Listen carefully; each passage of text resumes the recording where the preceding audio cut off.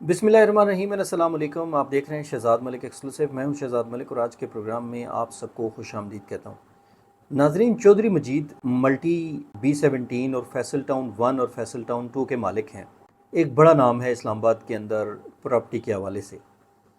और आप जानते हैं कि जितना बड़ा नाम होता है उतना बड़े नाम के नीचे करप्ट प्रैक्टिसेस भी बहुत ज़्यादा होती हैं।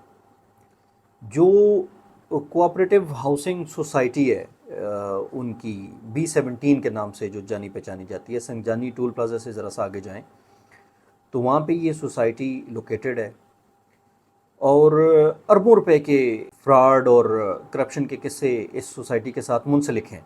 गुज़श्ता दिनों FIA इस्लामाबाद जोन की टीम ने छापा मारा और छापा मार के उनके दफ्तर का तमाम रिकॉर्ड मुंजमद किया और उसको फिर शिफ्ट किया। इस्लामाबाद जोन का जो FIA का दफ्तर है वहाँ पे उन्होंने शिफ्ट कर दिया। शिफ्ट करने से पहले और छापा मारने से पहले 3 नोटिस भेजे गए चौधरी मजीद एंड कंपनी को कि आप ये रिकॉर्ड हमें दें, लेकिन उन्होंने इंतहाई डिटाई के साथ उनके स्टाफ ने ये रिकॉर्ड नहीं दिया और बिल आखिर मजबूरन FIA को एक इंतहाई कदम उठाना पड़ा। एक मुकम्मल ताकत के साथ रेड हुआ और सारे का सारा रिकॉर्ड तहकीकात के लिए FIA के दफ्तर में पहुंच गया।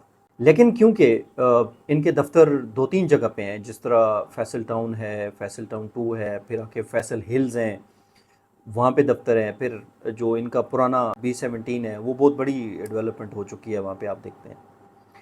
इसके अलावा जो मेरे इल्म में चीज़ें आई हैं वो ये आई हैं कि जो इनका पहला LOP है B17 का और जो अभी का है उसमें बेइंतहा चेंजेस की गई हैं, बेइंतहा करप्शन की गई है उसके अंदर। यानी कि जो इम्यूनिटी प्लाट्स थे, जो कम्युनिटी प्लाट्स थे, जो रेजिडेंशियल प्लाट्स थे, जो रेजिडेंशियल लेन्स थी, उनको तब्दील किया गया और तब्दील करके उनको कमर्शियल प्लाट्स के अंदर कन्वर्ट कर दिया गया।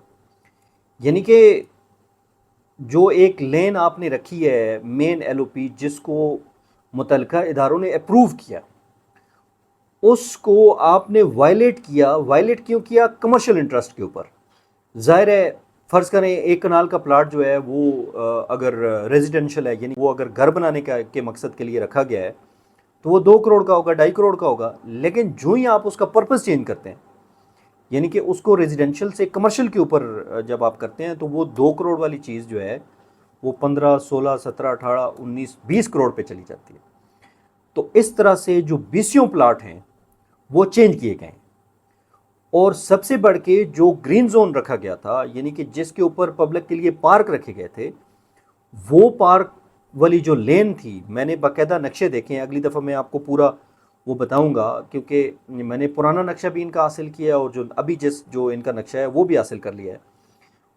तो वो मैं आपके सामने चार्ट आउट करके रख दूंगा कि इन्होंने क्या किया। यानी कि जो इन्होंने लेन्स रखी हुई थी पार्क के लिए, जो जगह इन्होंने रखी थी कि यहाँ पे पब्लिक अम्यूज़मेंट के लिए, फैमिलीज़ के लिए जो जगह रखी थी, वो भी चेंज कर दी गई और उस पे 20 कमर्शियल प्लाट्स जो हैं वो बना दिए गए और करोड़ों नहीं अरबों रुपए के जो फाइनेंशियल गेंस हैं वो हासिल कर लिए गए।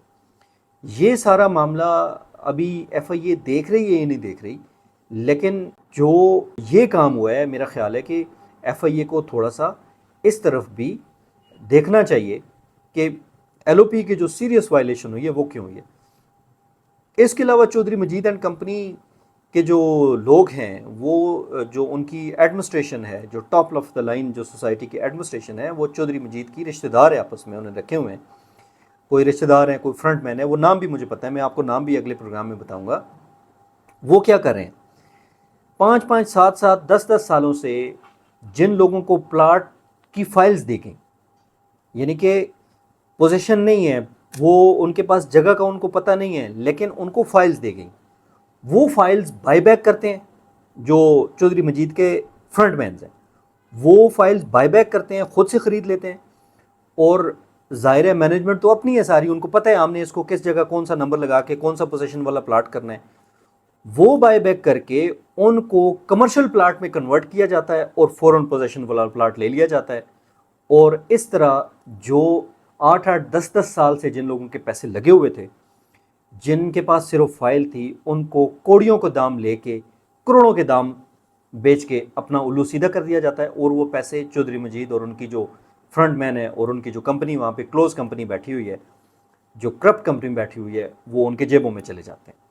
ٹھیک ہے، تو یہ سارا کام ہوا ہے. اس طرح کے سینکڑوں متاثرین ہیں جن کو 8-8 10-10 سال سے جن کے پاس فائل پڑی رہی ہے، لیکن بالآخر تنگ آ کے جو پیسے انہوں نے دیے ہوئے تھے وہی پیسے واپس لے کے، یعنی کہ 8 سال 10 سال پہلے اگر کسی نے 50 لاکھ دیا کسی نے 30 لاکھ دیا، وہی پیسے ان کو دے کے تو ایک دوبارہ پوزیشن والا پلاٹ وہ بھی کمرشل کر کے ٹرانسفر کر کے وہ واپس لے کے اپنے پیسے جو ہیں کروڑوں جیبوں میں ڈال دیے جاتے ہیں. اسی طرح جو لیک بنائی گئی ہے، ایک چھوٹی سی آرٹیفیشل لیک بنی ہوئی ہے وہاں پہ، وہ لیک کے آس پاس کا جو ایریا تھا، اس ایریا کے اوپر گرین زون تھا سارا، اس پہ ہائی رائز انہوں نے بنا دیا. تو بہت بڑے پیمانے پہ کروڑوں نہیں اربوں روپے کی کرپشن اس طرح کی گئی ہے کہ ایل او پی کی سویر قسم کی وائلیشن کر کے اس کا پرپس چینج کر کے کمرشل پلاٹ، جیسے میں نے آپ کو بتایا کہ اگر ایک ریزیڈینشل پلاٹ جو ہے وہ 2 سے 2.5 کروڑ روپے پر کنال ہے یا 3 کروڑ روپے پر کنال ہے، تو اس کا جب پرپس چینج کیا جاتا ہے، اس پوری پٹی کو جب کمرشل ڈکلیئر کیا جاتا ہے، تو وہی ایک کمرشل پلاٹ 1 کنال کا 15 سے 20 کروڑ کا ہو جاتا ہے.